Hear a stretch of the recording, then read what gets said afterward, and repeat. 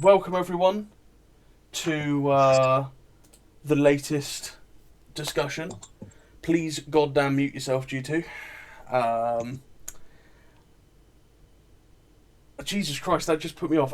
Yeah, welcome to the latest discussion. It's on Psionics and how Psionics basically works within Ancerious. Basically, we're going to be going over stuff like, what actually is it and where does it come from, how you can use psionics, like, how do you, as a person in Ancerios, interact with it, what can they do, what they bring to the setting, and what they can potentially, bring to your nation, what are psionic sources, and how do they work, how you can actually develop and study psionics in your nation, how do you fight against psionics in terms of if you are not psionically inclined, notable psions and psionic organisations, and finally what not to do with psionics. So, first things first, what the fuck is the psion field? Well, it's pretty simple, but yet kind of complicated. So the psion field is another fundamental force of the universe, yeah? So just like we have gravity, electromagnetism, the strong and weak nuclear forces, etc., the psion field is another one of those forces.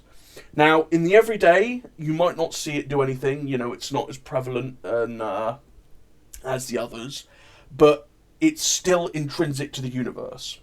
When Ancerios was very young, the psion field was a lot more stronger, yeah?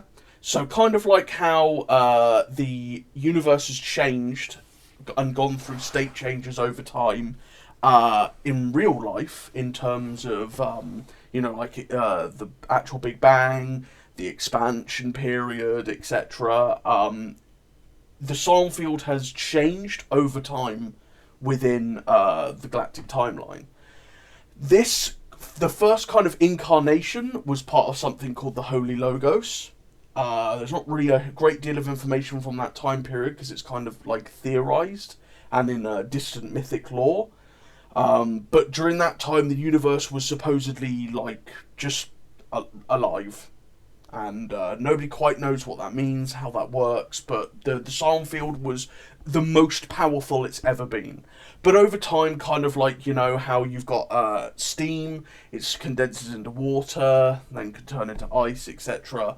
The psion field cooled and changed states. However, the Logos was kind of, let's just say, accelerated a bit when, in the timeline, the Nakai and Hixotl turned up and basically tried to screw with the Logos in order to find a way to use it to further their own ends. This caused a cataclysmic event that caused the state change to violently occur. This is what caused the Golden Expanse, and later then laid the groundwork for a different kind of psion field that would eventually create the Ancerios Overmind. This then decayed even more. The Overmind became less tangible because it had less psionic energy to draw on. This is then where the fragments appear, and then they eventually died and became echoes, and then the psion field is growing sort of weaker and weaker, and the next phase transition is the Panopticon. We'll kind of get to what that is and stuff later on. So the psion field is, this intrinsic fundamental force that exists. It's caused all of these different sort of phase change events, which have been pretty crucial to, the Ancerious Galaxy in our timeline. It is what we call a field, which means that there can be excitations of the field, which can come in a variety of different ways. So, if you are a psion, you are drawing on the energy of this kind of like ambient field, and you can cause excitations in this field to do telekinesis, or conjure a fireball, or like anything that basically allows manipulation of the laws of physics. Like in terms, like editing sort of what you could do with the various fundamental forces. Like, I can do stuff with gravity, or I can change different properties of stuff. Nothing that breaks physics, but allowing you to do crazy stuff that kind of looks like you're breaking physics, but you're not actually. You're just melding it to do whatever you want, effectively. In terms of like using gravity and using electroweak force, electromagnetism, etc. And so this kind of big umbrella term is what we call psionics, because there's all like different ways that you could use psionics. No psion is kind of the same as another. Something that is kind of intrinsic to the psion field and everything in the galaxy is that, kind of moving on semi to the next point, which is, you know, how do you interact with the psion field, is that every sentient in the galaxy has something called a mandala. Now, a mandala, typically, on average, is something like a brain or a CPU. An extremely complicated organ or object. It can even be non-sentient. There can be non-sentient mandalas. You can get sonic pulsars, for example, or different objects that are in tune with the psion field. But mandalas, everything that's basically sentient has some kind of mandala, yeah? That can be, as I said, brain, CPU. It could be a specific different organ that is complicated enough to kind of like generate an imprint on the psion field, yeah? Now, this imprint is what you use to interact, and this imprint is what can be used to, you know, make excitations, draw energy from the psion, dump energy into the psion, and manipulate it, okay? So that means that even if all of us right now were ported into the Ancerious Galaxy, we would all have some measure of psionic attunement, okay? Because we're all sentient. We all have brains. Well, debatable for some of you, but there's, you know, we all have a mandala, yeah? So we all have an impact on the psion field. This doesn't mean that you could just immediately start throwing around psychic powers, because just like us today, there wouldn't be any change. You don't have enough of a you know, mandala to conjure psionic powers. But psions have much more complicated mandalas, much more advanced mandalas, and this allows them to use their powers. Some people in Ancerious, and this will kind of be cited, it could be your mandala is also your soul. This isn't a kind of official Giga thing, because we've always been quite touchy about what is and isn't a soul. Because obviously there's tons of different nations, they all have their own creation myths and afterlives and, you know, whatever. But you can kind of think of your mandala as your soul and what makes you who you are. Yeah? And if you don't have a mandala, you're non-sentient, basically, which is what we call absenting. So if you're an absent, you don't have a mandala anymore. And that means that you can be extremely easily controlled by other psions, for example, and used as a puppet, which is something the Army of the Panopticon does en masse. You can be absented if you're exposed to a massive amount of sonic energy, or a particular undertaking, like, you know, if somebody tries to actually destroy your mandala or something in a way that doesn't destroy your body. You can also get anti-mandalas, which, imagine, I think the best way to sort of like imagine the psion field is imagine it as acoustics, yeah, and music. So the psion field is this kind of like really nice melody, and your mandala is your instrument, which allows you to interact with the psion field and change that melody in a way that allows you to create different tones, different noises that manifest in different things, yeah? And absent is you being effectively tone deaf. You don't have an instrument. You can't affect in any way the song, but the song can absolutely affect you, yeah? An anti-mandala is also what we refer to as a null.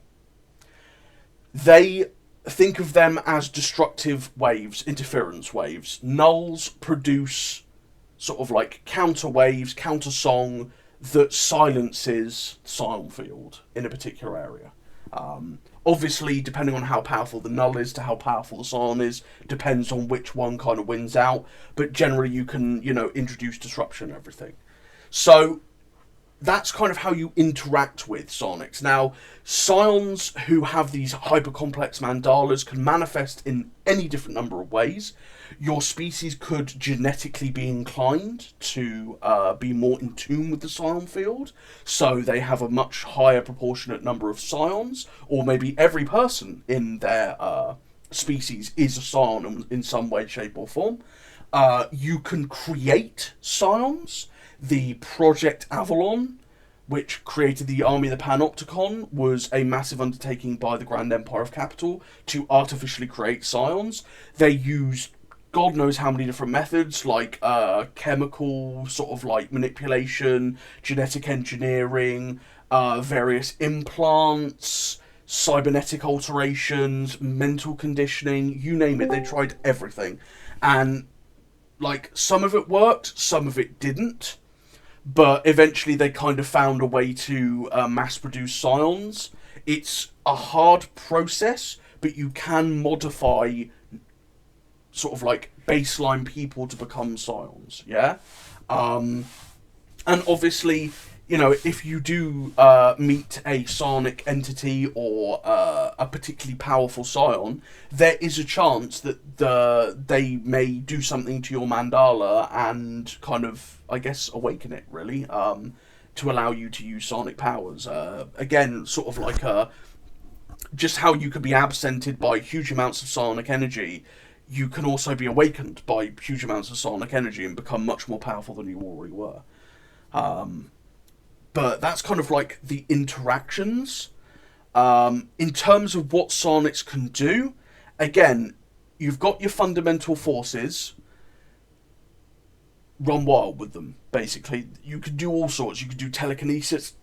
You could do telepathy. You can travel across space. You can control gravity. You can basically manipulate kind of like energies around you. And just do all sorts, really. Psions generally are not like jacks of all trades, okay? So you are a psion, okay? And you kind of know how to do some manipulation of the psion field to, I don't know, like conjure some fire or talk to friends telepathically and maybe do some telekinesis here and there. That doesn't mean that you could just casually start, like, lifting up entire, like, building blocks or, like, hey, I'm just gonna, like, fly into space or oh, I'm just gonna pick up this entire arcology with my mind, yeah? Psions come in different, I guess, like, power levels. I guess, like, the most common psion in the galaxy are going to be individuals who could, like, do some funky stuff, but that's kind of it. The people who kind of go around being semi-godlike and doing these like acts of miracles are going to be your more high-end psions. But again, if you kind of think about psionics like acoustics, certain actions is going to be like singing a certain composing a certain type of music, yeah? So say you're really good at rock and roll, okay, that's cool. You're very good at manipulating, say, gravity.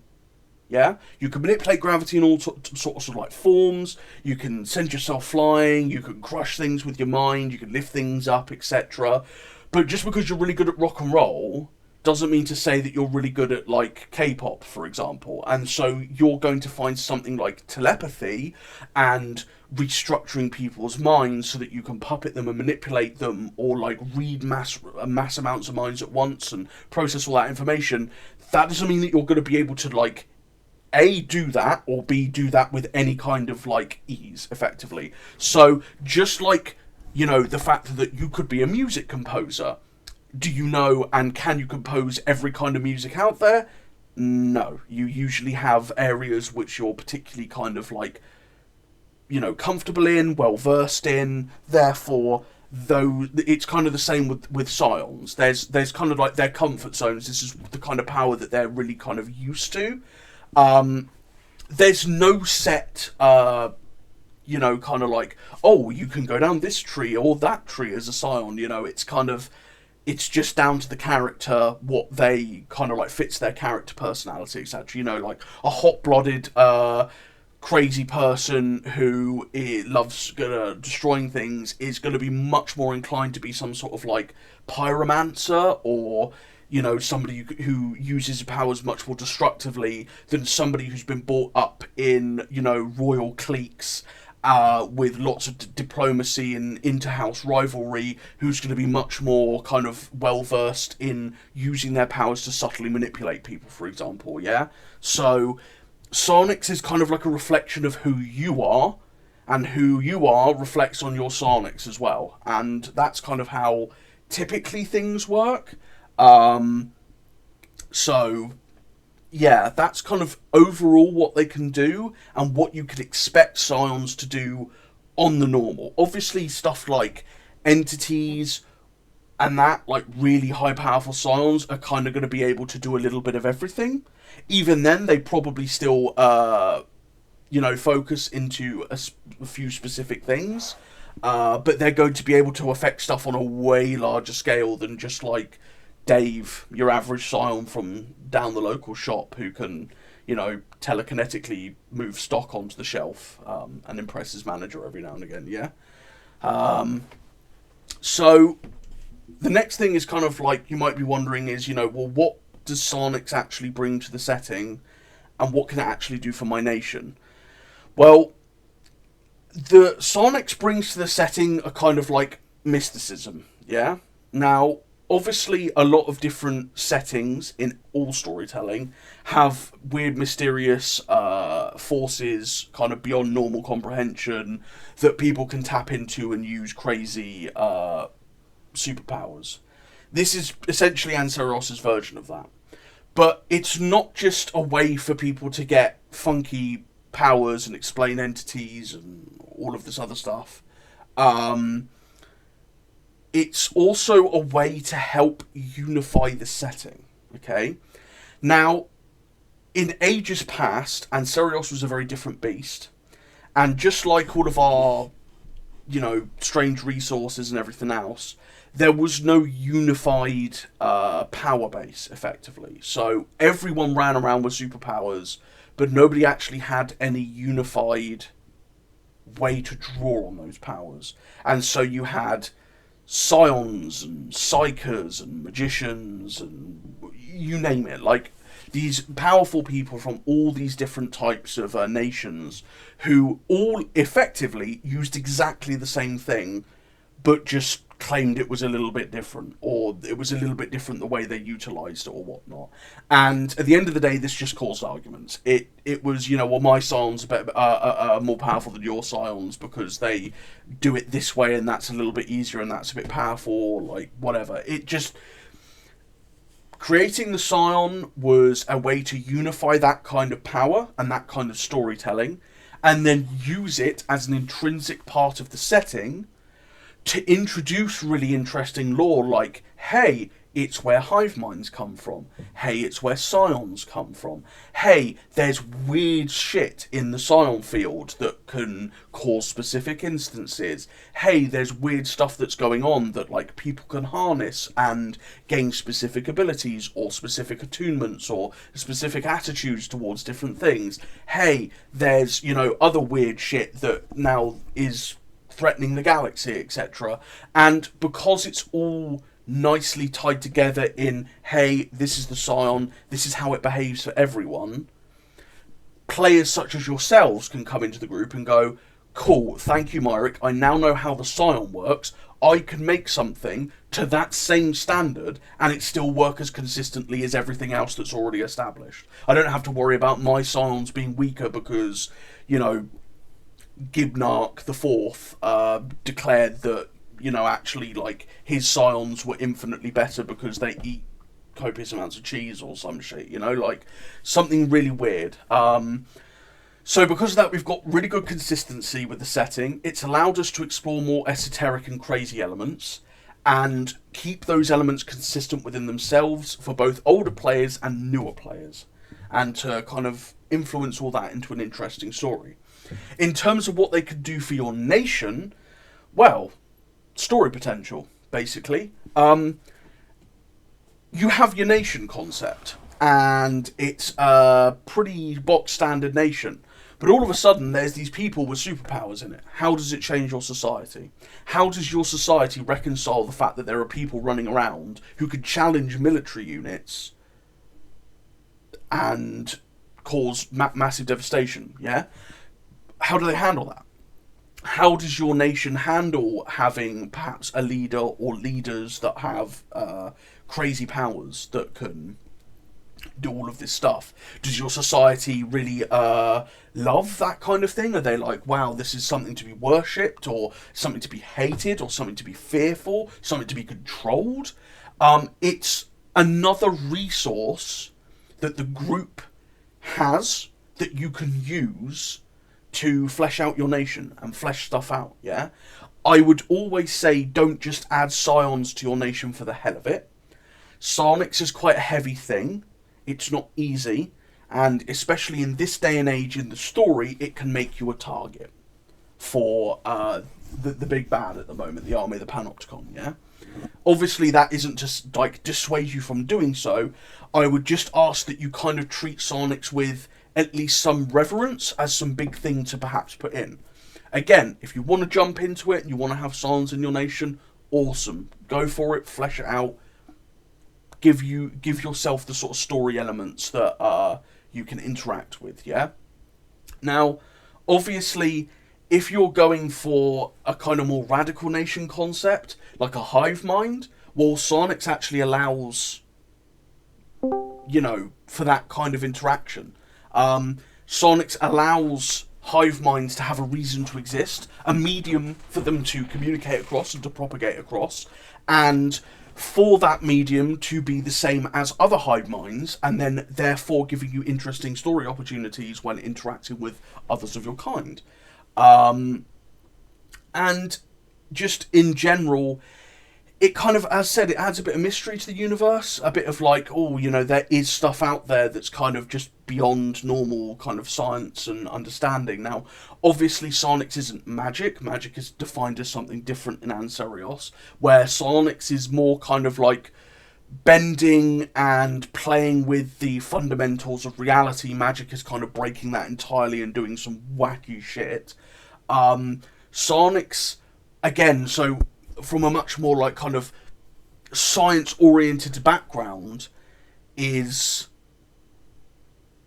like one of those things that should at least have consistency and allow you to look at it and go, this allows me to do esoteric weird stuff, but not necessarily have the unconstrained sort of worry of, am I going a bit too far with this sort of like system, you know, and is that potentially going to impact badly on the setting and my nation?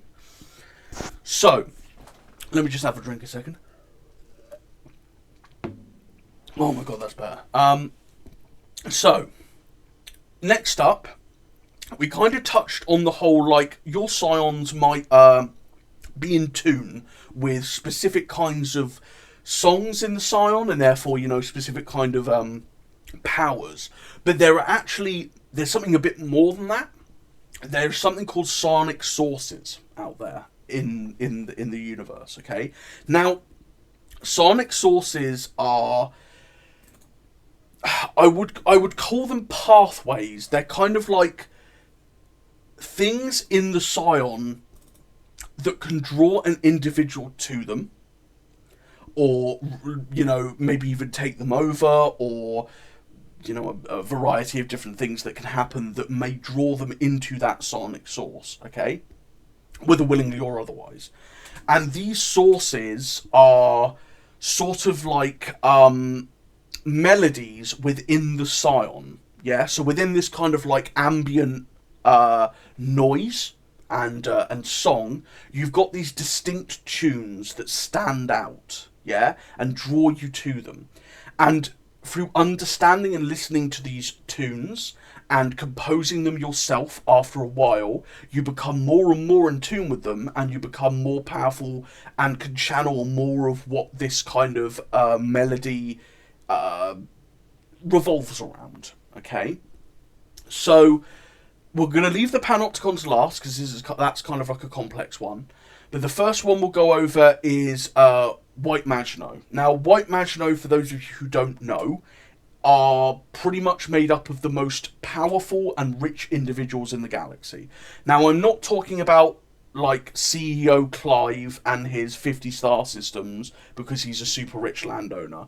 I'm talking about people who are so monumentally rich and powerful that they've transformed themselves into pure light, or they're an ever-shifting statue of like unobtainium, or they just live within this super curated place called White Maginot that is so real that if you were to go there and survive and then come back to reality, it would be like you've been living your entire life in 240p quality. Yeah, like we're talking about people who have artificially engineered a place for themselves that's so perfect that it's kind of beyond what we can normally associate with reality, yeah?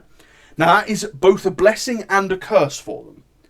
But basically, White Maginot itself formed around an Overmind Echo, which has been re-energized by like various powers and, you know, these individuals who have the sort of capability to do so.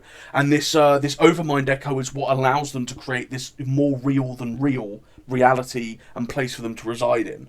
And it's kind of it's sort of like powers are weirdly able to, you know, like the stuff that it can manifest is being able to control and jack into hive minds as well as generate them, and to be basically able to induce far more potent feelings among individuals and whatnot than you can experience.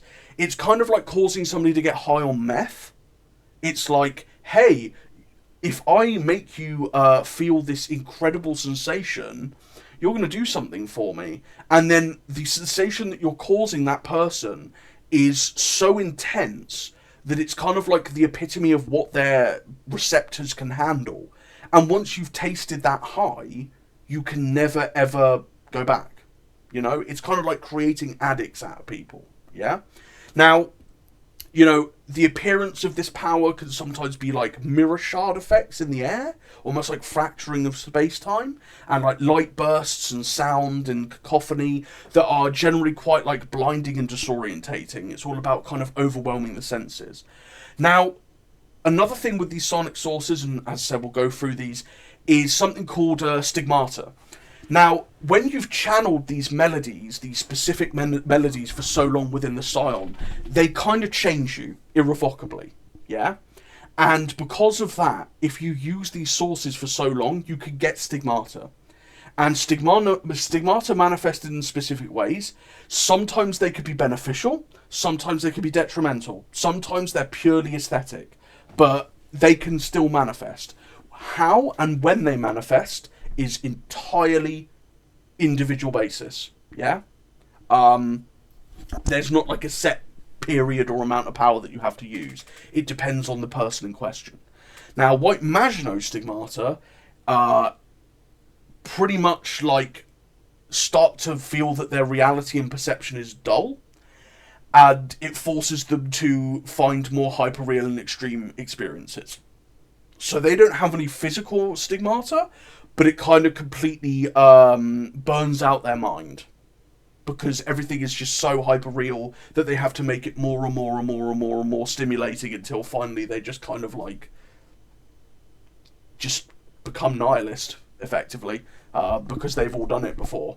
And that's why White Maginot is also seen as the worst prison in the galaxy, because yes, it is the place where any dream that you could possibly have comes true and more, but there will come a time when you've experienced everything you can ever experience, and at that point, what's the point of living? So the next sonic source is the isochroma. Now, the isochroma is based off of a gestaltic sonic field. It's not a kind of like a melody in itself that's from a particular origin. It is generated by belief and multiple minds working in concert. And it was created when a people called the Mincinese, who are a sub-ethnicity of Eosians, effectively created a means of communication via light and different shades of the EM spectrum to communicate in death camps that they were forced into, yeah? And it was meant to effectively not only communicate a way between inmates to form resistance, but to also uplift them and to generate this like peaceful aura that would heal each other and keep them going in such an awful situation. And so, you know, the isochroma being this big kind of language of light and in some cases sound, but mostly light, appears in its use of powers in like a full spectrum sort of rainbow, lovely visual cascade, yeah. And individuals that have channeled the isochroma for a long time typically have stigmata such as their eyes become an ever-shifting spectral shade of like rainbow colours, and things can kind of shift in and out. Sometimes they can even get halos of rainbow light around themselves, or just ambiently give off light. Yeah? And, you know, all of these different lights reflect their emotions, their power, who they are, etc. And so isochroma individuals can actually communicate and have full-on conversations just through light shows, more or less. Now, the specific skills, obviously, with channeling the isochroma is stuff like communication, but it's also stuff like miraculous healing. It's all about healing another, transferring wounds from another to yourself, numbing pain, and being able to, you know, like, just make somebody better. It can also be used defensively to make people's blood boil, or to basically give them a heart attack, but generally followers of the isochroma will never use that power for a means to kill or hurt, because it's kind of against its very nature, yeah? So the isochroma is a force for helping others. That's kind of what it's a song of helping others and healing them. That's kind of like all it's about mainly. So the next one, and the thing that kind of created the isochroma, ironically, is the eostine. Now, the eostine is, again, a sonic gestaltic field that is created by the Eosian people through belief. And that belief is through combined prayer. And it typically manifests in white or golden light, along with all-consuming fire. If you use it for too long, and you, while practicing the eostine, endure pretty much like horrific mental and physical pain, you will typically generate a burning flame above your head at all times. It's not real fire, but it will be kind of present, and it burns brighter, depending on how much kind of like power you have, more or less. Now, the eostine's specific skills is it's pretty simple. It's cleansing, fire, and destruction. It's all about cleansing the unclean, cleansing the unfaithful, and just annihilating the enemies of the Eosian faith, as the whole kind of source comes from the whole eostine as a faith to the Eosians. So that's kind of like a very straightforward one. There's a lot more to the faith that draws other people in, but most of the time you will typically find the eostine being used by Eosians and those who worship their faith. The next one is the Holy Scorn, whose origin is in the Overmind fragment of hatred, and also the Overmind fragment of hope, which kind of like semi-exists to the modern day. Its whole thing is, you know, life being against itself and the death drive, and it's used by kind of factions like Palm Medivh, or the Rat King, or the Holy Scorn itself. Those who channel it are pretty much nihilists, annihilationists. They hate everyone, they hate themselves, and they just want to wipe out all life. It kind of appears as these like sickly looking white strings. stuff like Merdif, anything that's kind of associated with Palm Merdif, which was one of the main kind of channelers of the Holy Scorn, is typically biologically mutated, and has like a big emphasis around biological corruption and change. The Rat King, who is a more recent channeler of the Scorn, is more like just bright, ever-moving flames that are just all about complete annihilation. If you channel the Holy Scorn for too long, you will get a sickly white halo above their head if you're Merdif, or your skin might like grow green and translucent, and like you might grow spikes or tumors from your body, and those under the Rat King can kind of like generate a fiery white halo, and your body might actually just become one blazing conflagration effectively. But specific skills, kind of the Holy Scorn just generally is all about annihilation of life. Merdif derived are much more about generating extreme mutation to one's own biology or another's biology, whether offensive or defensive in nature, while the like Rat King is definitely much more of just I cast like unholy fireball and you cease to exist. The Rat King's power is just pure annihilation. There's nothing more to it, just complete death. The next one is called the Nightmare of A2.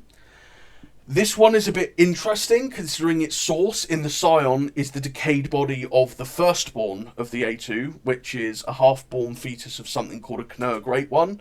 They're powerful dark matter beings, which kind of directed the A2, also known as the Unnamed, or the Ghosts of the Trade X. And its very being just radiates absolute atrocity, basically, and just terror and horrificness. And so the appearance of anyone who channels the nightmare is just being dark. Like, you just have a darkness that suffuses you at all times, and just this aura of just terror. Just absolute terror. Like, when you channel the nightmare, you don't necessarily cast any unique powers with it. Any Psion that's kind of associated with the nightmare doesn't actively use it. It's kind of like a constant aura that becomes part of them, that just makes people nearby suffer like horrific visions, spasms, just like absolute breakdowns and terror. And, you know, if you...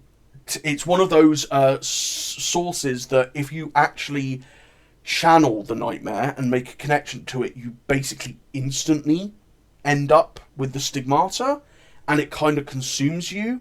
Your skin turns pale, your eyes turn magenta, everyone nearby you will just feel despair and dread and fear, and you yourself will kind of speak in monotone voice, but you will also suffer with like horrific nightmares and everything. Just everyone else around you is obviously going to have a much harder time in experiencing. So the Nightmare of A2 is kind of like a passive source that exists. Very few Psions who are not associated with the Unnamed ever make connection to it, because to do so is to effectively like ruin yourself, more or less. It will drive you insane. Does come with some benefits, but it's not a nice way to go. And if you do make that connection, the A2 will actually probably come and find you and be like, you should work for us.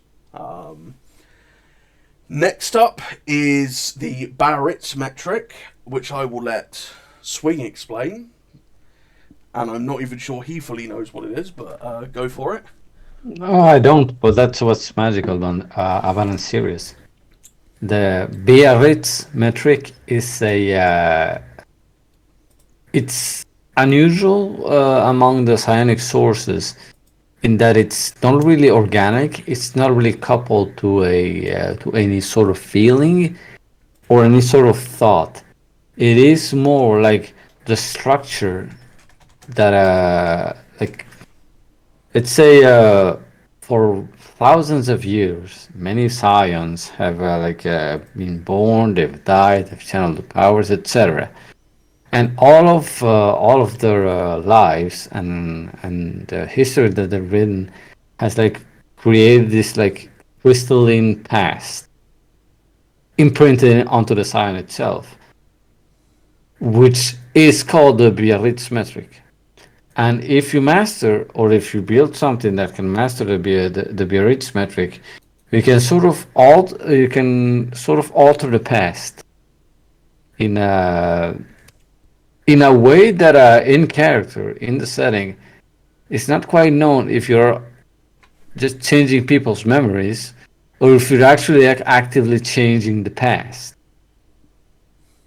It is a strange force. It is like a one of the least known sources of the Scion, and it draws its power from the past, solely the past. Like each time that you use like a scorn power, like a nightmare power, the panopticon, etc., you are feeding into this like crystalline past that the Biarritz metric uses, and then devices like that are built to handle the Biarritz metric become more and more powerful.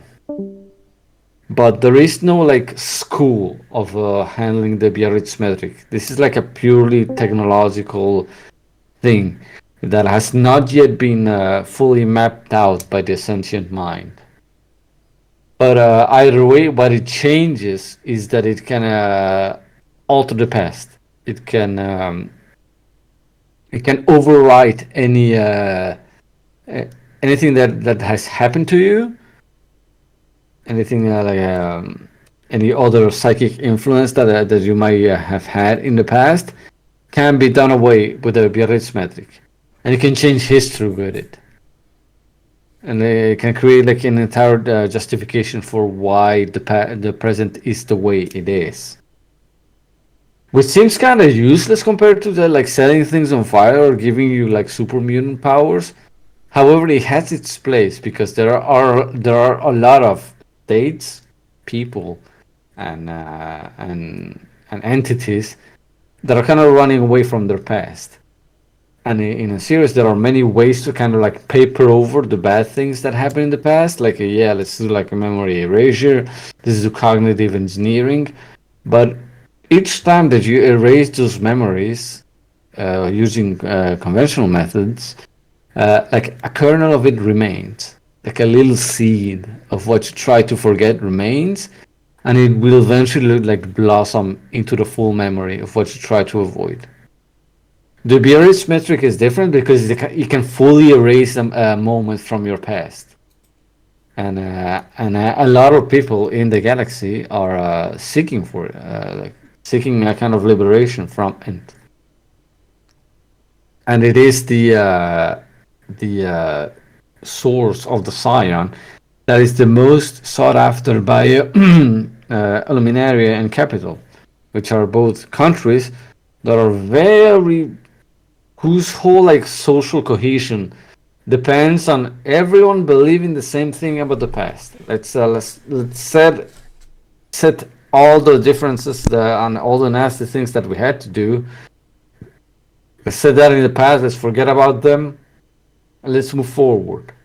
But that thing is like gnawing away at the subconscious of every person that lives there. So they seek out ways to completely erase it from their memory. And what it becomes interesting is that you can also, once you've mastered the Biarritz metric enough to fully erase and reconstruct your past as you see fit, then you can do that to somebody else and just like completely brainwash your enemies or your opponents or whatever into not even realizing that they're supposed to oppose you. It is purely telepathic power. It has no bearing on the actual like physical world. It only deals with the memories and the regrets and the sort of subconscious of people. Yeah, I think that covers it. So, the next source is something called the achroma. This is the opposite to the isochroma, and it's kind of not really known about in too much detail. But while the isochroma is more like this, like lovely, radiant, communicative, healing of others approach, the achroma also developed at the same time by the Mincinaes, who had to try and survive this like horrific ethnic cleansing, is effectively a focus on yourself. You're all that matters. Nobody else matters. You know, like dealing with others is wrong. Kind of power that just cuts you off from the world and makes you go isolationist and gives you this power to effectively like hurt and command others through words, yeah, and through silence, and through projecting this silence into others to silence their minds or their existence. Now, that's all well and good, but unfortunately, when you cut yourself off from everything, the achroma is also a hunger, and it's a hunger for more power, and it's a hunger to be free of everything and the pain. And so the more you kind of channel or let the achroma in, the darker you become in terms of your mind and as a person. You will isolate yourself. You will start to like not take care of yourself anymore, and you'll kind of become this like distended, horrific kind of thing called an archon. And these things are kind of like sonic vampires in that they will lure other people in to effectively feed on your mandala, and feed on you, or to like create other versions of them effectively. And so they're not particularly nice creatures. And you they aren't, they're kind of like a myth in Ancerios. They are known about, but it's very rare to encounter them. But it is out there, and the achroma is kind of like quite scary in that you don't really want to encounter it, but people can fall to it, whether they're actually actively seeking it or not. Scions who seek to basically isolate themselves may start to fall to the achroma, even if they're not actively seeking it out. Another source is the Voronoi. Now, the Voronoi are kind of interesting, and they're not stringently psionic. So this is kind of touching on a subject called silent weapons. They are a mimetic weapon that was developed by the Union of Worlds to effectively keep their population in line. However, there are different grades of Voronoi, and some of them are a powerful enough to take control of entire populations, yeah? And these are effectively sentient chemical nanomixtures which take control of your motor functions and your body, like, and your mind, yeah? And it does this via complete mental illusions and also tailoring your desires, yeah? And the whole thing of Voronoi is they make you think that you're the one making the decision, because for you, it makes sense for you to vote for this particular person, or it makes sense for you to do this particular act, because it just makes sense, you know. It's you taking that decision. You've come to all that conclusion yourself. In reality, it's the Voronoi manipulating you. Yeah. Now, obviously, this doesn't give you any like the victims like any giga powers. It doesn't give you any superpowers or anything. And while they don't like there's no like outward appearance of a Voronoi in terms of like there's a faint glimmer in the eye, and sometimes people might start acting not like themselves.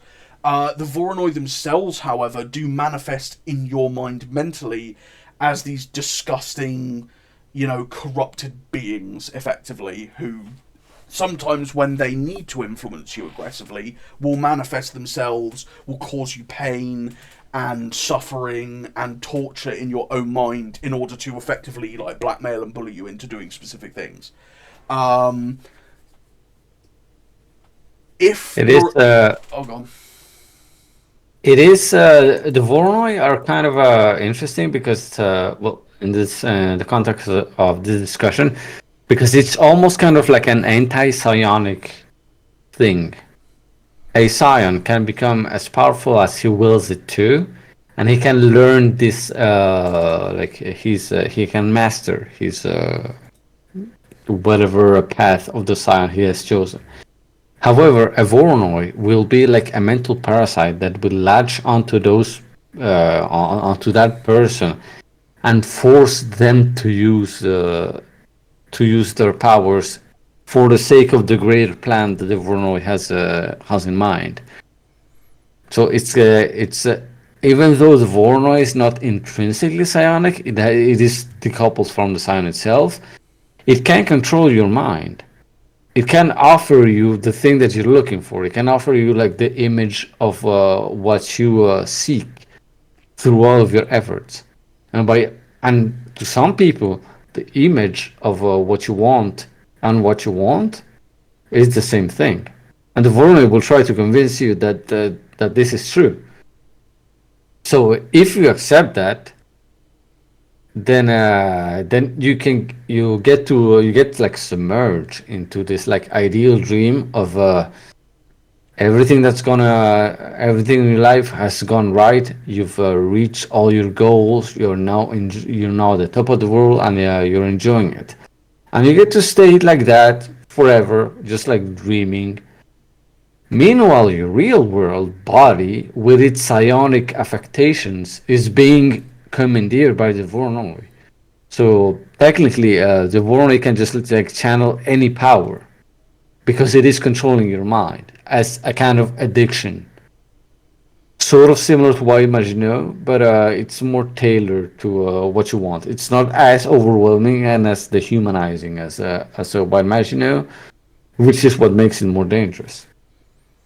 Now, there's only two massive Voronoi that have been unleashed in the Ancerious Galaxy so far, which is Las Lucis and Las Oscuridad. However, there are other silent weapons out there that have been used by various polities that act like Voronoi and kind of run along the same lines. Yeah? And yeah, so like, it's Oh, kind and like a really important thing is that unlike the other psionic sources, the Voronoi have a will of their own. They have an agenda. If you're channeling the isochroma or eostin or the holy scorn or whatever, then you're influenced by the sensations that you feel as you are channeling these powers. But that's kind of it. It's up to you to interpret these feelings that come to you as you channel. However, the Voronoi are not like that. The Voronoi are like fully sentient beings, and they have goals of their own. And in general, at least Let Looses is like a really anti-individualistic, like a really collectivist, a really misanthropic intelligence that believes that individuality is kind of a mistake. It is it's like a cancer. It is like cells tricking themselves into think that they can be independent organisms. Therefore, anyone who is infected by Las Luces is going to get like subsumed into this larger like political, economic, strategic, industrial, scientific complex that La Luces is setting up, with the ultimate goal of expanding humanity's reach into the stars. It's like a paperclip maximizer. And it got told that humanity's mission is to go out into the stars. And he says, "Okay, I will do that. No questions asked." And other Voronoi have might have other like prime directives or mandates that they are following. So these are like intelligent beings following their own agenda, and you cannot really channel them for your own goals. They are channeling you for their goals, unless you manage to do some act of unbelievable willpower and actually tame the Voronoi within you. But normally, you you control them as much as a methamphetamine, as you control a methamphetamine addiction. I think that's You a fair don't at point. all. Like, yeah. So the next one is Hrornir. I will let you also explain that, Vic, if you wish to. Oh, maybe not. So Hrornir is kind of a source that is like the Biarritz metric, not really that confirmed or understood. But it's essentially Hrornir themselves are objects that are directly produced by the psion field when large enough numbers of individuals experience specific, targeted thoughts and emotions. So, for example, if you tell 100 million people that there are ancient ruins on this particular planet, yeah, and they control this like weird ancient treasure and everything, all these people are going to be like, "Oh shit, there's these ancient ruins on this planet. That's pretty cool. Like maybe we should go find them, or like wonder what they contain, etc."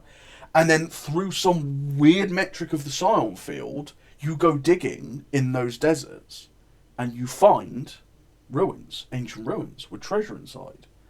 And it might not be exactly in the way that obviously you kind of wanted, but it is still a manifestation nonetheless. And the question is, was that always there? And was this thing putting the idea into your mind? Or was it you putting the idea into the psion field and it manifesting as stuff? As such, they have no distinct appearance, and neither does their channeling. They literally appear out of thin air. One second there could be nothing, the next it could be, whatever's there. Yeah? There's no stigmata, and there's no, like, specific skills. It's just, like, something is brought into reality. Again, there's further studies going on by various factions.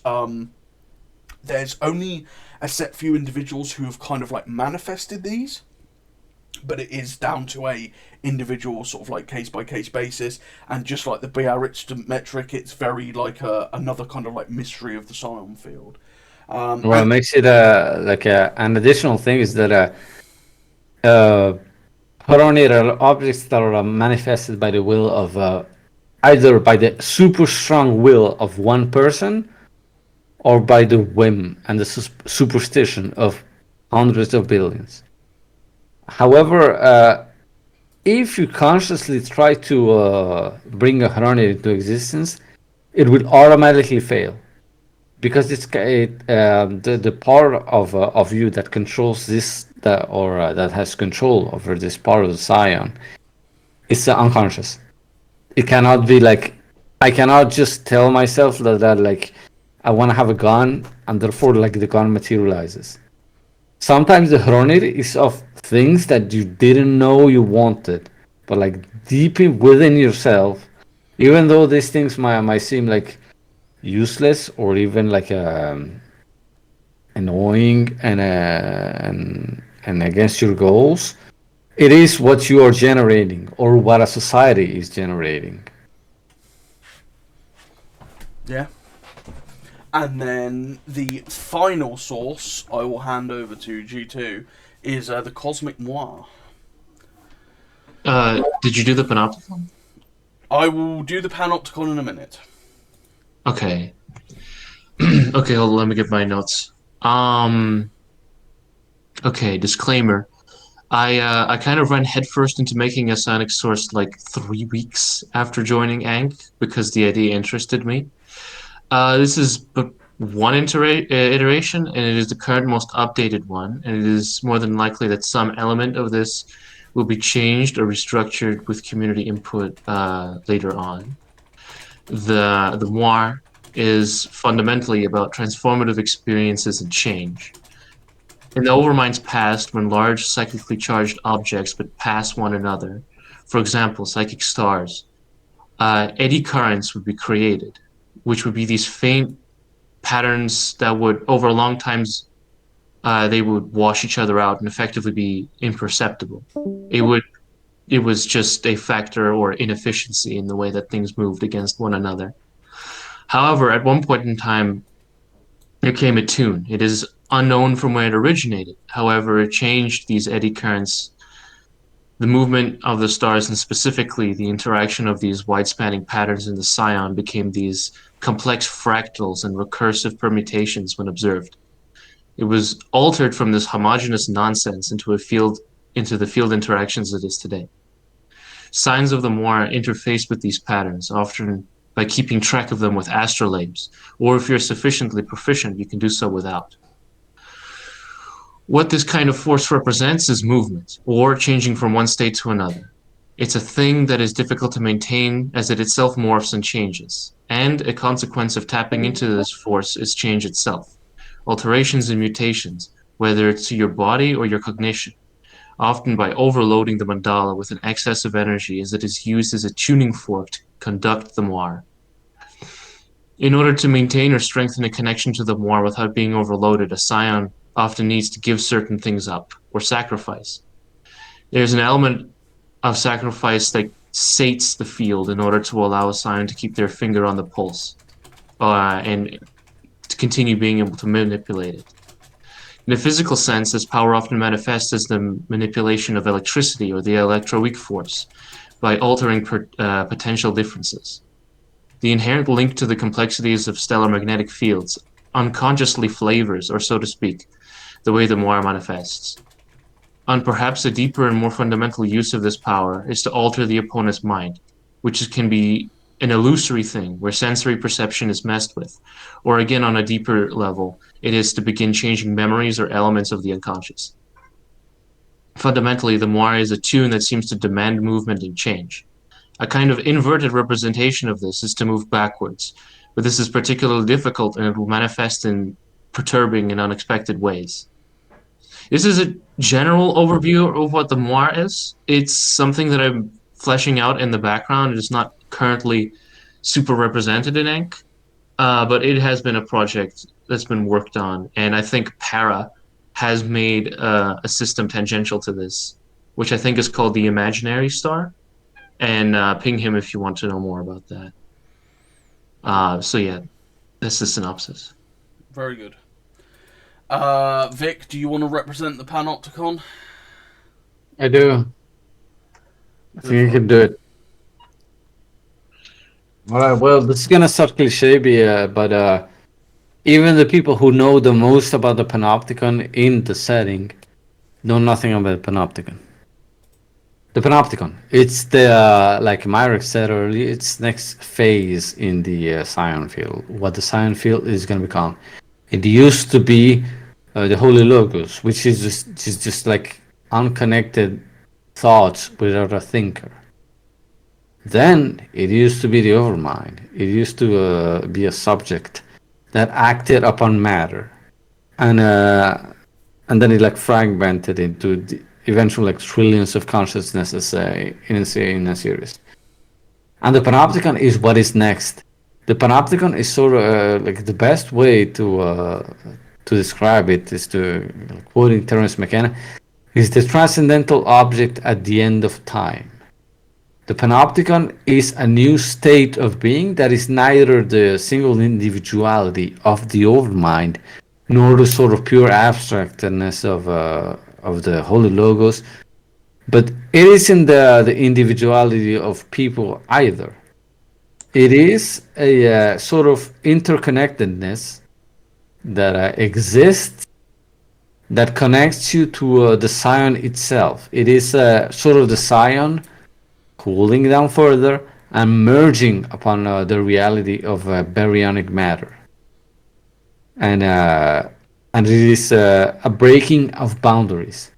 It is a breaking of like language boundaries, culture boundaries, national boundaries, whatever you may call it, and eventually the ultimate boundary of all, which is the boundary within life itself. The Panopticon is a force that is becoming stronger with time, and that is tearing down boundaries. And according at least to how it's perceived, it eventually will overtake all. Like first, it will take all psychological forces. Then it will become then it will overtake all physical forces, and perhaps bring the universe back into a state where like it used to be with the holy logos, with the sort of oceanic feeling of oneness. But at the same time, it's gonna allow for the expression of individuality. For now, the panopticon is still separate from reality, but it is a place, unlike all the other sources that has been described, where you can go to, and with the adequate training, you can persist as an individual. Like you're not going to the blender and getting annihilated and like subsumed into the like psionic vortex. You can die, go into the panopticon, and remain yourself, and then reincarnate yourself into the material world, which is something that no other like psionic bridge allows you to. Or I mean, there's like a bunch of copes. Yeah, you can like upload an image of your brain and onto the cloud, and then it gets re-downloaded into a clone. But are you really just an image of your brain? No. You are something more. You are your mandala. You are the Biarritz metric that's behind you. You are the configuration of the moire and at the during your life. But and the panoptic kind of contains all of this. It is when it's beheld directly, when you are directly in contact with the panopticon, it is the experience is as if you are seeing everything, which is where it gets its name. You are seeing everything in all spectra and from all places at once. You're seeing everything that made you yourself, like that cosmic ray that hit a neuron that causes synapse in your brain. You're seeing the history of your parents. You're seeing the panopticon itself within the panopticon. You're seeing all the other psionic sources. Like it's this like holistic state of the psion itself, and therefore it has been interpreted as a kind of afterlife, as a kind of heaven, where you go, where you triumph over death to endure in the panopticon itself. And the only stigmata or the only physical trace of the panopticon is your connection to it. You can only have a personal connection to the panopticon. The other psionic sources are more or less institutionalized. The Biarritz metric is just like a completely scientific thing. It's a bunch of academics trying to figure out how these resonances within the psion field works. The eostine and the isochroma are a church, and there's a preacher or there's like a figure of authority that tells you how to get in tune with that. But the panopticon can only ever be accessed like personally. You can only have your link to the panopticon, and this link, this like connection with what your fate is as an individual and as a consciousness and as a species is represented in this string that usually it manifests physically as either coming out from between your eyes, from your tear ducts, or from your heart, depending on what emotion is predominant when you are getting in contact with the panopticon. And this string, one end is connected to you, and the other end is connected to the panopticon. You can never see where the other end leaves. Like it's just like a length of string that fades away as it just like floats away from you. However, the string, well, this like minor quality of the panopticon is possibly like the most important and the most overused aspect of it, because it is monomolecular, and it is able to overcome like any electron link. So it is like this razor wire that you can just like softly swing it across this like strongest titanium alloy, and it will slice it in two. So people who have like really strong connections to this afterlife, to this transcendental object at the end of time, and who are kind of beginning to understand it, have stronger, thicker, more brighter versions of the string, which is like, for example, the most powerful scions in the Panopticon, like the army of the Panopticon, were the first who discovered the Panopticon as a phenomenon, and they like ever since like 30 years, they've been trying to get in closer and closer and closer and closer to it. The person who has gotten the closest to it is Armin Lycos, the leader of the army of the Panopticon. And, yeah, he's kind of pretty much a god by now in terms of like his sheer power. But like the powers of the Panopticon can also manifest in other ways. Because the Panopticon is just this like broad next step of the Scion field, even though it's still in its nascent state, it's still kind of like all of the Scion. You know what I mean? Like, it's kind of everything. And so because of that, those who can channel the Panopticon do have a wide variety of powers that they can draw upon. And they are known to draw upon other psionic sources in conjunction with their Panopticon powers. And because of that, it kind of makes them the most dangerous. They can, as said, kind of manifest these strings that just could basically slice through virtually anything. But another major thing is that they can bring souls from the Panopticon who have, like, you know, died and gone there. Bear in mind, only a very tiny fraction of the galaxy will die naturally and go to the Panopticon. But they could bring these souls back into reality as, like, effectively these, like, shadow troopers or these sonic abominations that they can manifest. And they use these armies to, like, effectively annihilate whatever they fight because they can induce, like, horrific psychological trauma, or they're just terrifyingly powerful. And so, you know, the Panopticon, the army, can basically just, like, turn up to an area with only a handful of troops and then more or less summon an army that's way more potent than any conventional army just out of thin air. And it's one of their most, like, terrifying aspects. But the whole thing about the Panopticon is that while it's kind of this massive big thing and it's the afterlife, it's really heavily gatekept by the army. The army have, for the past 30 years, as Victor said, they found the Panopticon. They've been getting closer to it. They've derived technology and power from it, and they've got this big master plan in order to, like, effectively accelerate its kind of apotheosis with real space. But they gatekeep it. They are the ones who like effectively stop people from using that power. And because the Panopticon is supposed to be, you know, everything everywhere at once, if you use the power of the Panopticon and you're not in the army, they will know about it. They will know that you use that power. And they will come for you, either to recruit you or to put you down because you're a threat.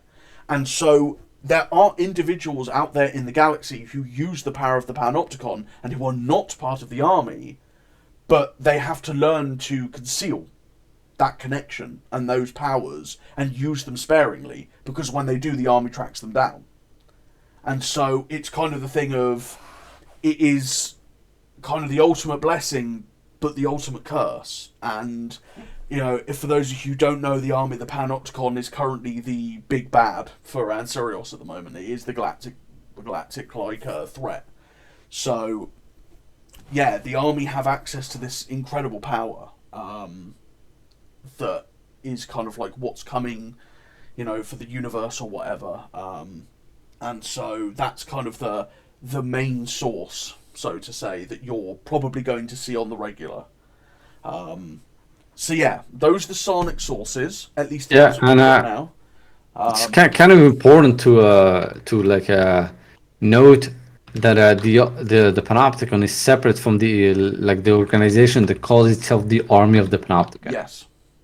The panopticon is a natural phenomena, and when it's beheld, it is like interpreted as either an extremely like overwhelming like transcendental experience that is extreme in all aspects. It feels hellish. It feels like no sentient being is prepared to deal with it.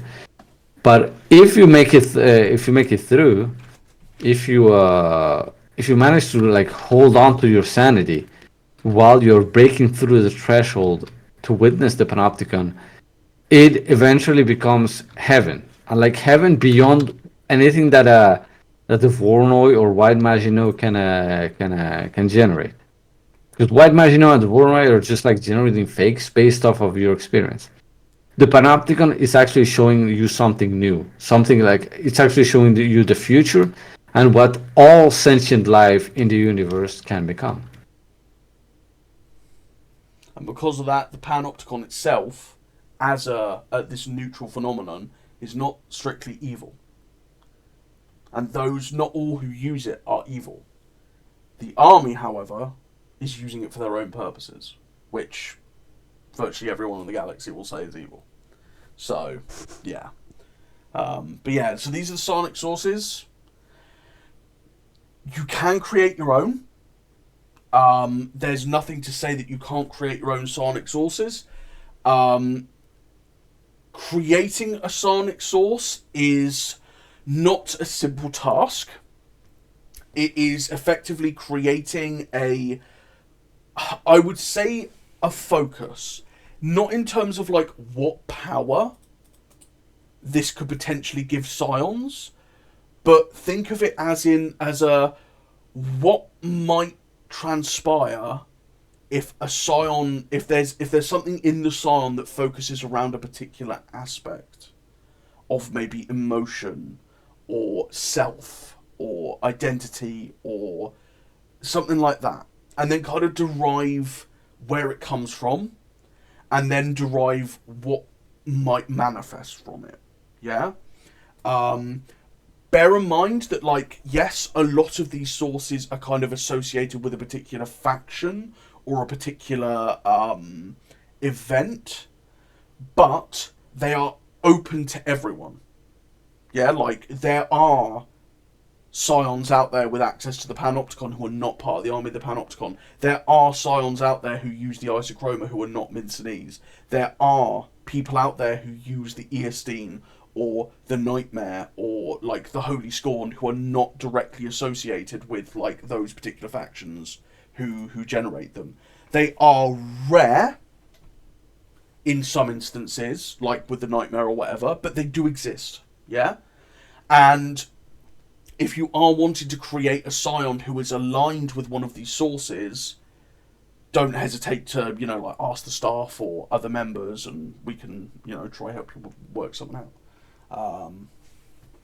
But yeah, so moving on to the next bit is how do you develop and study psionics in character? So this is kind of the same with anything in Ancerios, in that if your nation doesn't have access to psionics, you gotta find some scions who are willing to, like, lend you a hand, basically. It's kind of one of those things where your faction needs to observe psionics in character. They need to then, hire some scions, or they need to get another faction who maybe knows more about it, or they need to then initiate their own studies where they analyse, what is the scion field, what are its effects, what influences it, what causes it to make changes, how do we do that ourselves, whether by creating scions artificially or genetically, through specialised like breeding programs or whatnot, or do we try to do it through artificial means by creating artificial mandalas and using something like a substance called aurastone, which is a particular substance that is in tune with and resonates with the psion field to amplify psionic power in order to get the desired effect, yeah? And basically, if you're going to study and develop psionics, give it a cool story, you know? There needs to be a reason why your nation is doing this. Thankfully, at the moment, is probably the best time for it, because the army of the Panopticon just killed the biggest nation in galactic history, and annihilated an entire region of the galaxy. So, kind of everyone and their grandmother has a reason to go, Psionics exists and is kind of a problem, therefore we should probably look into it a bit. But, yeah, you've got to have your reason to do so. And then just write some fun story, like some scientists looking into it, maybe a nation leader, maybe somebody who's volunteering to become like a psion if they've figured out a way on how to create artificial psions. And you could use that to create a character or an entity, maybe, depends, you know, and then just roll with it. Just keep it organic, yeah? Think about how we would, you know, treat psionics in reality. It wouldn't be nice. We would probably lock the psions in a lab somewhere and dissect them and find out what makes them tick. But if that's what your nation would do, then roll with it. Like, that's how they're going to study them. There's a few psionic sort of studying factions in the galaxy, and a lot of the factions now at the moment at least have some R&D focusing on how psionics works. So, you know, you can go to other factions and be like, hey, can we have what you have on psionics? Because we really need to get, like, an understanding and a leg up. And with what's happened in Borealia, I can absolutely expect there to be some non-governmental organisations conducting kind of, like, public research to try and uncover what Capital found out at Project Avalon that led to the army of the Panopticon, to find out how the psion ticks, to find out how they might have a chance of, you know, fighting what might be to come, yeah? So, just keep it organic, keep it interesting. Don't introduce psionics to your nation unless, again, it makes sense and it fits. You can have your nation study psionics to try and effectively combat it, or have an understanding of it. You don't need to create psions yourself. But, yeah, that's kind of like what I recommend, at least. Again, if you have any particular cool plots to have for, like, how your nation gets to doing that, talk to the staff, talk to, you know, other people, and, you know, we can work something out and come up with some cool, funky ideas. So the next stage is, how do you actually fight psionics? Well, the super simple answer is, obviously, like, with psionics, but obviously that's only for people who have access to that. Psions can fight psions with psionic powers. It is basically a battle of melodies sung by particular people. But there are other ways to fight it as well, including for those who do not have psionics. We talked earlier about nulls. Nulls are natural or artificial anti-psions who can exist to basically interfere with and stop the whole, like, psionic field around them. They kind of emit destructive interference, etc., that will, like, at least disrupt or shut down psions. Obviously, if you've got a particularly powerful psion, they might kind of ignore the nulls, or at least be, like, toned down due to the nulls, but will still be able to use their power. But there is also a substance that is very, very, very rare at the moment, but I expect it to become much more common in the coming sort of, like, in-character years, is Duskstone, which I already mentioned. Aurastone earlier is this rare psionically attuned material that can amplify psionic powers. Well, Duskstone does the opposite. Duskstone is Aurastone that has been psion flipped. Psion flipped is where you kind of reverse the polarity of a mandala, or a substance, or something or other, and turns it from being an active psionic source to a negative psionic source. Again, sort of like you've got a really high-pitched melody playing, and you go to a really low-pitched melody playing. And this kind of basis makes Duskstone disruptive to Psions in its vicinity, and so even having like Duskstone impregnated armor, like body armor or objects, may actually cause Psions to be disrupted. And like you can have chunks of Duskstone be used as like interference nodes, etc., to disrupt Psions. So there's also a point to be made for anti-Psions, which is just shoot them. This is actually the biggest way to beat Psions, is the gun, or I hit you on head. At the end of the day, Psions are still people, even the like super entity ones. You could just kill them by shooting them, stabbing them, blowing them up, etc. Like, at the end of the day, conventional force will take down Psions, regardless of whether, like, they're super duper amazing or not, at the end of the day, yeah? And, finally is psychoelectronics, which I will let Victor explain.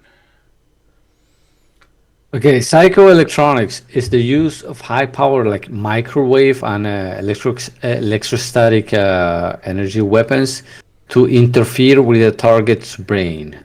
This exists in real life. It's like that microwave thing that makes that is used in a protest to to make people feel like they're burning.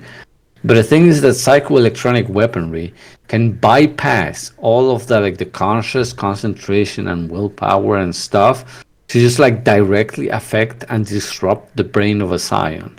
So if a Psion is this super powerful pyromancer finds itself being targeted by the psychoelectronic weaponry, he's gonna find it very hard to like concentrate and remember what the thoughts and the feelings that he needs to channel are, if he's just getting like his consciousness scrambled by this like microwave beam.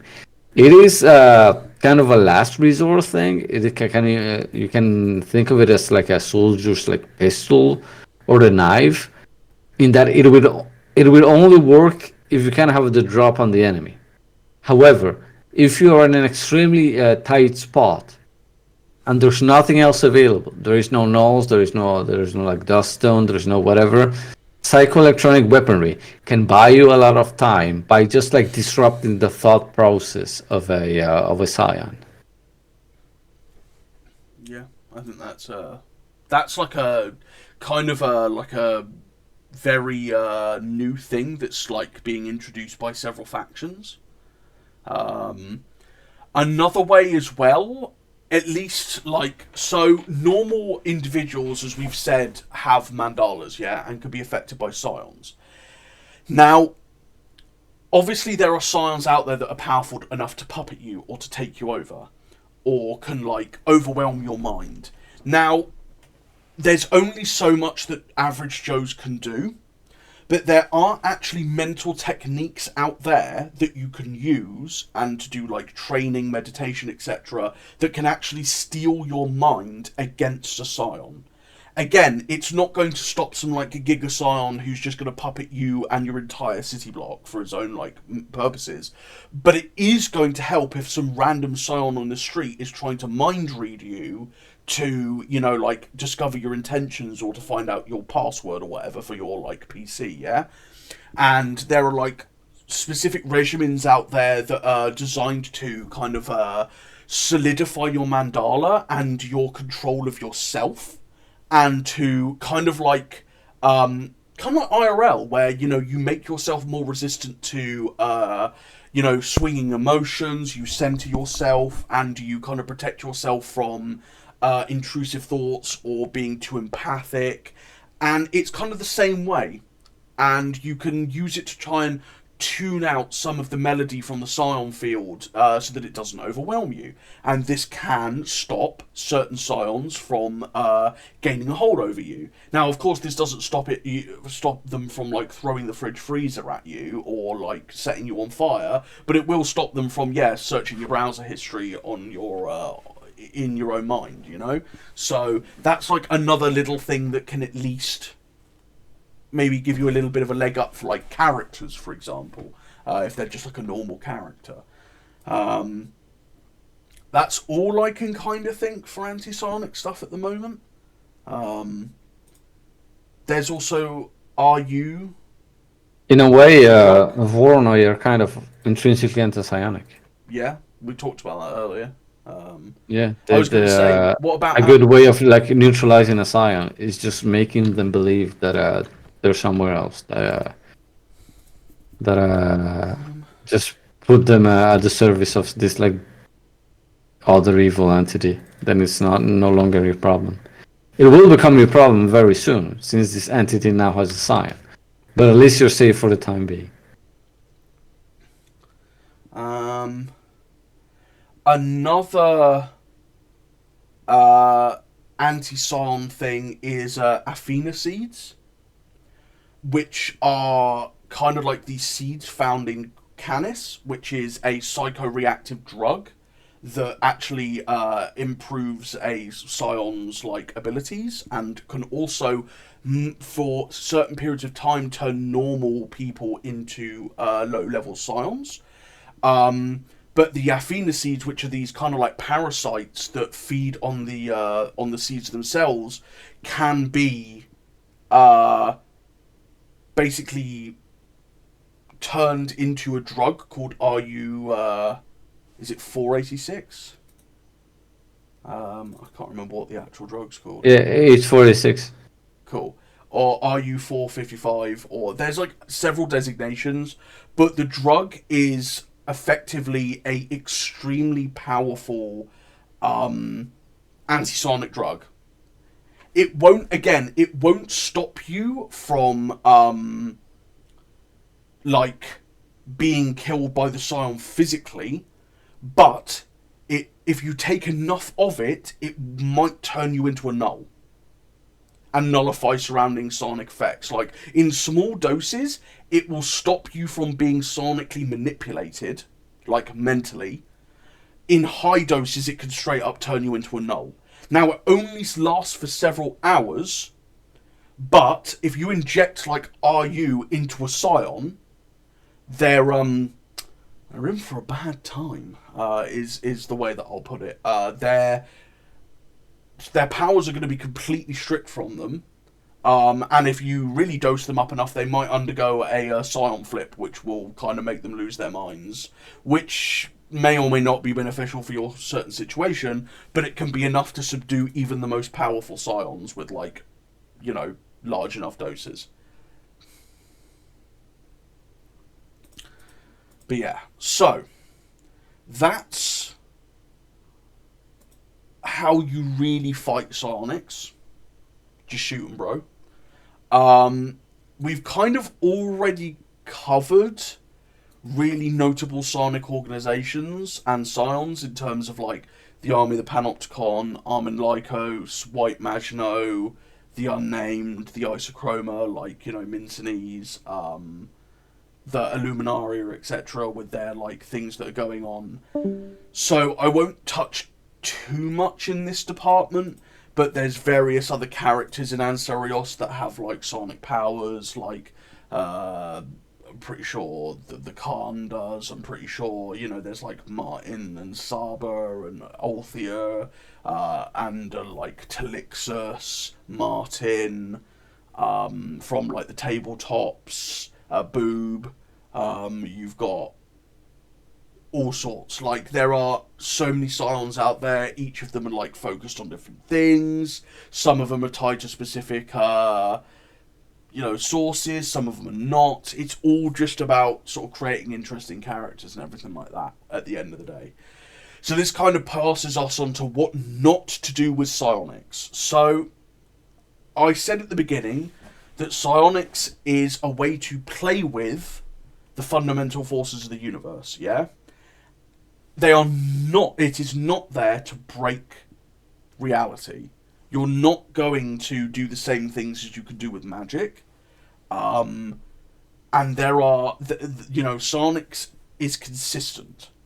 If you have two psions who channel the same source or the same power, yes, they're going to do so individually. Yes, they might do so a bit different than each other, but the outcome is going to be roughly the same. It's going to be consistent with itself. Psionics is consistent with itself. And while it is this like air of mystery about it, it is a consistent platform that should be respected. It shouldn't be some wild, crazy ride that just allows a character to do whatever they want when they feel like, with no downside or whatever, yeah? Using psionic powers takes energy, and it also takes mental energy, and it will wear people down. It will make you physically exhausted, it will make you mentally exhausted. And so if you have a character just running around casting all these insane powers that are kind of beyond their scope to do, again, you know, you've got Barry, the local scion, who's stacking shells with telekinesis. If he starts like channeling massive amounts of power in order to, you know, turn himself into a thermonuclear device and like survive, or, you know, like pull ships from orbit or crush entire cities, he's probably just going to give himself an aneurysm or like a heart attack or just completely kill himself outright than actually do what he's trying to do. Yeah? So keep it consistent, keep it balanced. Again, scions are susceptible to just getting shot. If you've got a scion who is super duper amazing, you know, they're still going to be hurt, they're still going to be injured, even if they're doing crazy mega stuff, yeah? The Army of the Panopticon are a good example in this, in that even some of their most powerful scions have been, well, killed or injured by just conventional fighting, and virtually all of their stuff can be, you know, like fought in some manner with or without psionic interference or anti-psionic stuff. So Psionics is not this like free ticket to power, effectively. You know, this isn't a competitive server. We don't want people just taking Psionics for the sake of having powerful Psionics, effectively. Another thing not to do with Psionics is don't create your nation and then think, oh, I should add Psionics on as an afterthought. Because Psionics it's game changing. Yeah? If you've got individuals with powers, that is going to change a society.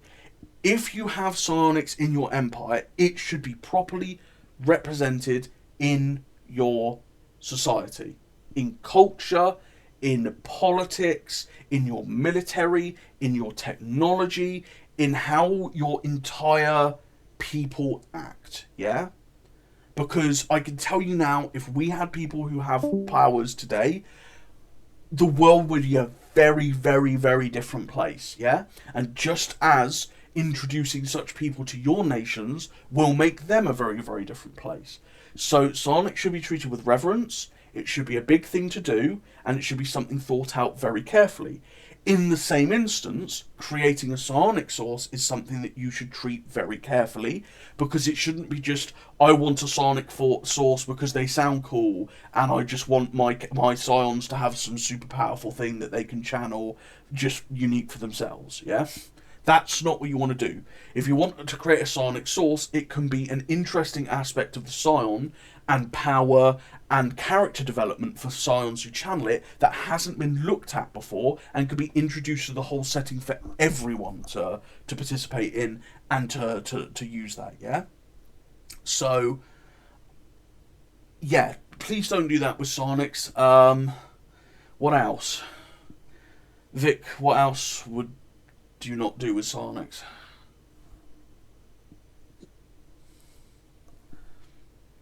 I think you mentioned it all. I cannot think of like any other common mistake with psionics, other than just like piling on psionics onto like a faction that was obviously written without psionics in mind. Yeah. Yeah. Besides that, I think. I've thought of some other stuff. First off, and this is really basic, and obviously I shouldn't need to say it, but I'll say it anyway. Psionics and the ability to psionically overpower your opponent should never, under any circumstances, be an excuse for god modding, metagaming, or power play, or any competitive nature. Yeah? Just because someone has psionics in a situation doesn't mean they automatically win. Somebody can still shoot you. Somebody can still counter you. Yeah? There's always a way back. Even, like, in Corona, with the army of the Panopticon's horseman fleet, which are the most powerful conventional fighting force in the galaxy, that basically cannot be defeated in a conventional fight because they're just way too powerful beyond what they have, like people have in Corona at the moment, got really fucked up by conventional forces fighting them just through overwhelming power. Yeah, so like it's never an excuse for god modding or whatnot. Yeah. In the same vein, don't, and this is like a kind of a big thing as well, we've said that psionics is a much more scientific, grounded version of mysticism, yeah? And a way of explaining powers. However, we don't want, under any circumstances, for psionics to be turned into like a hard substance. Now, when you think, well, what does he mean by hard substance?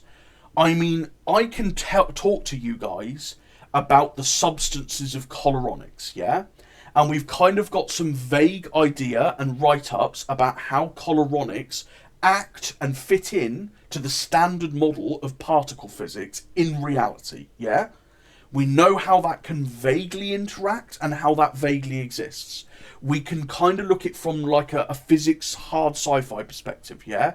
It could be quantified, at least somewhat. Like, hey, we could get this like general idea of like how hard a particular substance is going to be, or like the force that it can take or whatnot. Obviously that's never going to come up, but we can, if we really tried, do that.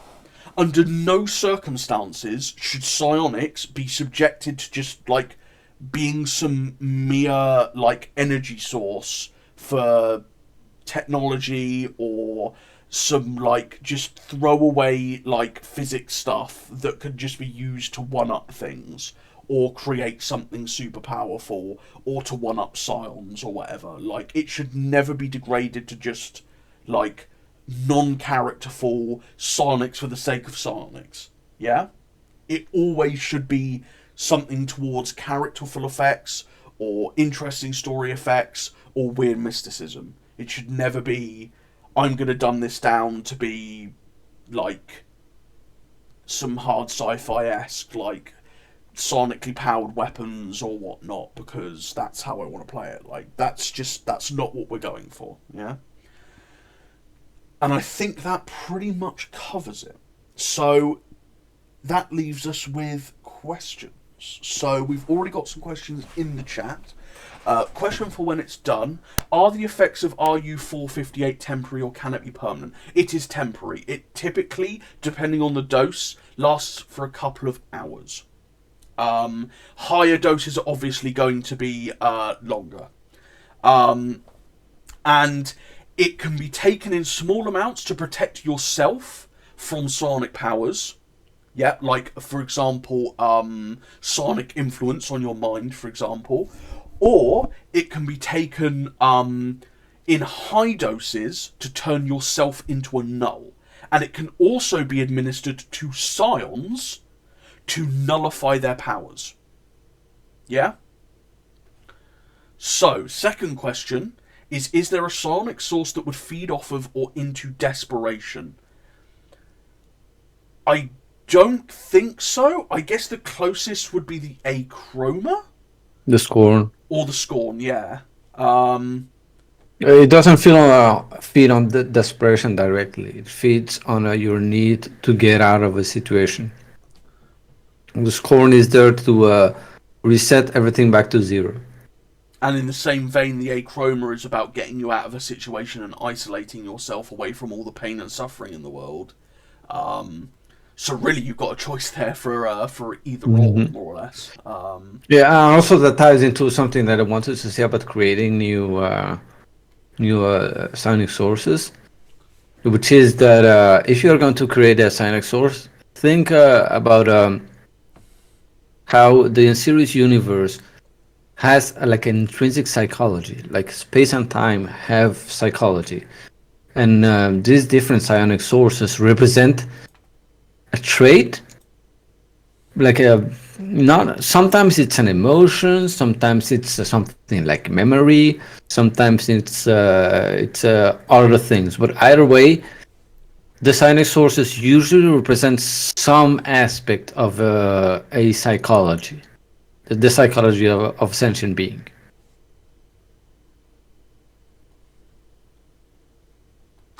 So that kind of partially answers the next question, which is give us some don'ts regarding developing psionic sources. Um, Cliches to avoid is just like it's X but psionic. Like, this is the psionic source for anger, or like this is the psionic source for sadness, or Yeah, like don't be like too specific. Don't like have like human emotions in there. Just like think of what is underneath anger or what is causing sadness, and just ask yourself why until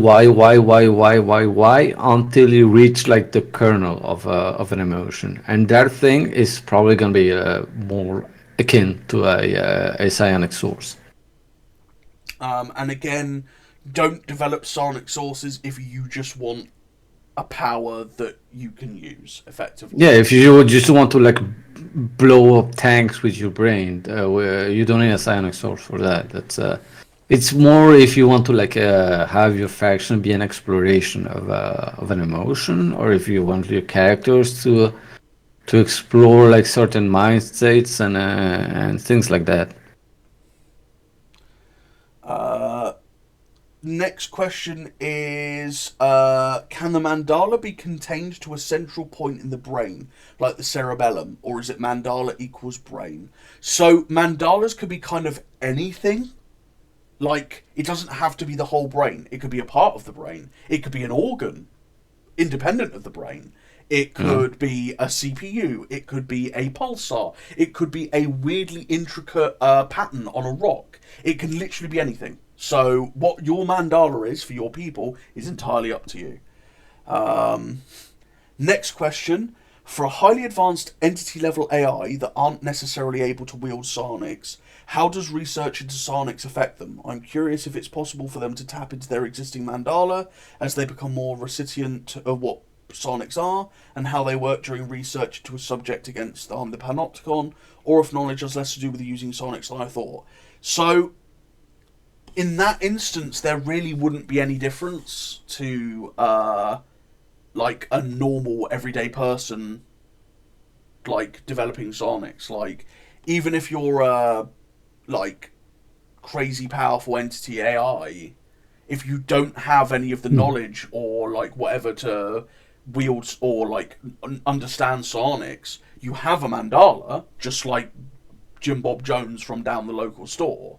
He knows just as much as you do, and he has kind of like the same in that he has a mandala, but it can't manifest anything. So they would probably go through the same sort of development of like, all right, well, what is the psion field? How do mandalas affect it? What like kind of power is like do our mandalas have? Is there any way of improving it? Is there any way of like doing stuff with it, etc. And like working possibly with other factions to learn what they do. In regards to machines that don't have mandalas, and or maybe having ones that don't and then sort of becoming one, my own kind of machine faction Elwar has a mandala, but at the start he didn't have any access to psionic powers. However, he found in his root code that he was designed to be way, way more powerful and intricate than he ever is now. And so he built a megastructure to effectively scan his root code and to make the adjustments to his like very being, and in the process created this Matryoshka brain that was a massive mandala. And all of a sudden he discovered that he could wield psionic powers, both because of the mandala that he created, but also because of his code that actually allowed him to harness all of this different stuff, and this was how he was designed. And now again he's kind of like trawling further because he believes that there's even more embedded within him to discover. So the next question is, does the life drive have a psionic source in opposition to the holy scorn? No, they're the same. There is no life drive. The life drive is just a representation of the death drive. Explain a bit for us. Oh my god! Okay, there is no real like drive to life. Like this, we're getting into like a bunch of like psychological concepts Yeah, keep it brief. If you've got some that had time. like original names, and then they kind of got warped as psychology developed. The death drive is god damn it. I'm trying to like find out like a short structured way to explain it. The death drive can serve life because the death drive like wants to change the current situation, and that is in itself like a really vital force. The life drive would want to like flourish and like have children and reproduce and etc etc. The life drive doesn't want to just like stay on the couch all day and do nothing. That's against the life drive, but that's also against the death drive because the death drive wants always wants to change things, which is why it's represented psionically by like mutation and fire and also on all those things. So the life drive is really just a like representation of the death drive. Ultimately, what you want to do is to die. Like that's kind of like the purpose of life is to change, live a lot, go through a lot of experiences, then die and give the world to those who come after. And that's subordinate to like the life drive is subordinate to the death drive. With that logic in mind, there is no like unique life drive source, and it does not really contradict the death drive. May I say something? Yep. What's up? One of the something building off of what Anna said down there, like the holy scorn is not really bad, just a force to change. That's an important thing to keep in mind for a lot of the psionic sources, is that they are fundamentally not good or evil. It is the people that utilize them that can be good or evil, but the sources themselves are not that. Yeah, definitely. There are some sources that could arguably made that could be evil.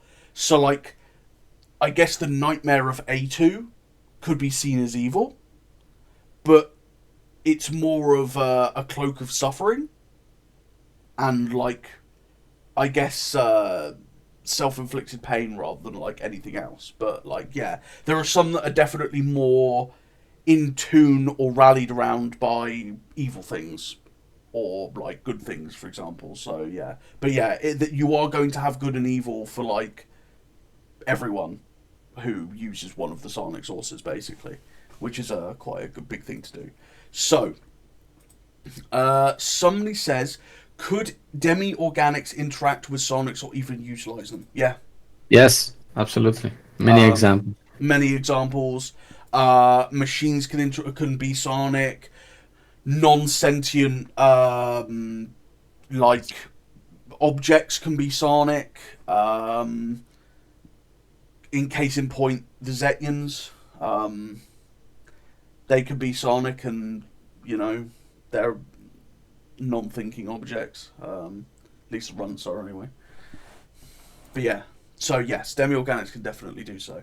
Another question is, how do some of the side effects of these various psionic sources affect creatures that don't feel emotions or something normal like a human? For example, a robot with no emotion but a higher thought process, or a creature that doesn't really feel emotion. I'm going to go so far as to say that it would probably start making them feel emotion. One of the key parts for psionics is that, like, is feeling, ironically. Like, to channel certain sources, you've got to feel. And if you don't feel, and you're trying to channel those sources, boy, are you going to feel it. So if you've never felt fear before, and you're supposedly incapable of feeling fear, and you channel the nightmare, or the nightmare is channeled at you, you're going to discover what that feels like. Or if you've never felt love before, and you've never felt the warmth and embrace of another, you're going to feel that if you channel the isochroma, or if somebody channels the isochroma into you. Yeah? So, in this way, it's like channeling psionics is not just like using an ability. It's expanding one's mind. Just like how if you are to compose music, you need love. You need emotion. That's how you get good music, yeah? You can compose music with being completely unthinking, but you can tell, yeah? That's how you get most of the normal sonic effects like telekinesis, telepathy, pyromancy, you name it, yeah? But to actually channel the sources, you need the feeling. And it can make you feel that feeling, and that's part of how you change as an individual when you can make that connection. Yeah, the sources could change you as a person just as much as like you kind of change through them. Yeah. So I hope that kind of gives you some idea of that sort of thing. Because you could be a completely unthinking robot, or unfeeling robot rather. But if you're suddenly channeling psionic forces and all of the different sources, well, your mind's going to be expanded, your process is going to be expanded, your coding is going to be expanded just through this use, and it's going to turn you into something unique. Any other questions?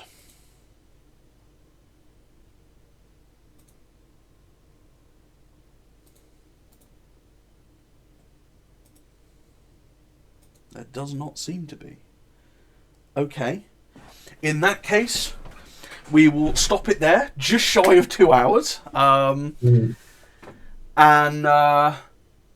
thank you all for coming. If you got any further questions, you can just go to the Gen Devs. Yeah, just go to Gen Devs or ask the community or RP discussion, ask away, and we'll happily answer for you. But thanks for coming, guys, and I'll catch